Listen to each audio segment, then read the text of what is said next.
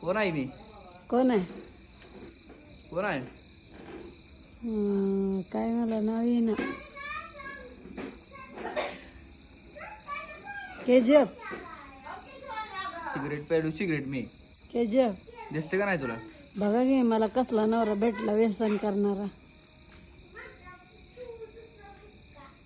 तरी नाही हे असताना आयुर्वेदिक सिगरेट आहे, उगवची आहे. उगवची सिगरेट आहे.